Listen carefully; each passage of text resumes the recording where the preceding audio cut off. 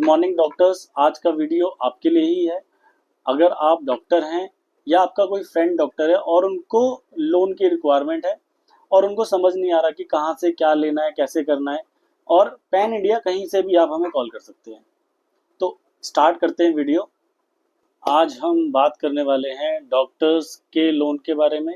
Doctors को कौन कौन से लोन हम प्रोवाइड करा सकते हैं, डॉक्टर्स के पास कौन कौन से ऑप्शंस अवेलेबल होते हैं, और as far as bank is concern doctor कितने तरीके के होते हैं जिनको बैंक लोन प्रोवाइड कराते हैं। तो स्टार्ट करते हैं कि डॉक्टर्स की कैटेगरी से। जैसे एक एमबीबीएस एमडी होते हैं, ये एक कैटेगरी है। एक होम्योपैथिक बीएचएमएस एक कैटेगरी है। एक होम्योपैथिक होम्योपैथिक तो ये बता दिया। एक आयुर्वेदिक बीएएमएस है और एक डेंटिस्ट है। ये चार ही ब्रॉडली कैटेगरीज हैं जिनको बैंक्स लोन प्रोवाइड करते हैं।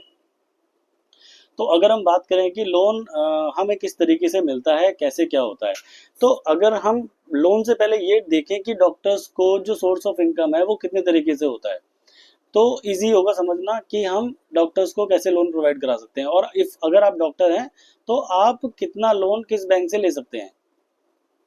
तो अगर हम बात करें डॉक्टर्स की, तो डॉक्टर सेल्फ एम्प्लॉयड अपना क्लिनिक चला सकते हैं, जॉब कर सकते हैं, ऑन कॉल जा सकते हैं जिसको हम कंसल्टेंट बोलते हैं। वो जॉब के साथ ऑन कॉल भी जा सकते हैं, क्लिनिक के साथ ऑन कॉल भी जा सकते हैं। इन शॉर्ट, डॉक्टर्स की जो इनकम है वो मल्टीपल सोर्सेज होती है और उसके मल्टीपल इनकम्स भी अलग अलग तरीके से हो सकते हैं।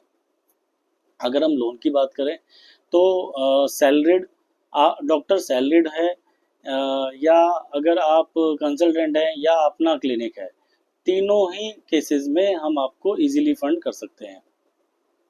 तो सबसे पहले बात करेंगे हमें क्या क्या डॉक्यूमेंट्स चाहिए होते हैं। हम डॉक्यूमेंट्स की बात करें जो बैंक्स डॉक्टर्स से मांगते हैं लोन करने के लिए, तो वो डॉक्यूमेंट्स की लिस्ट है: पैन कार्ड, आधार कार्ड, डिग्री रजिस्ट्रेशन, एक बिजली का बिल और एक फ़ोटो। अगर आप सैलरीड हैं तो 3 महीने की सैलरी स्लिप फॉर्म 16। अगर आप कंसल्टेंट है तो लास्ट 2 साल के फॉर्म 26 AS।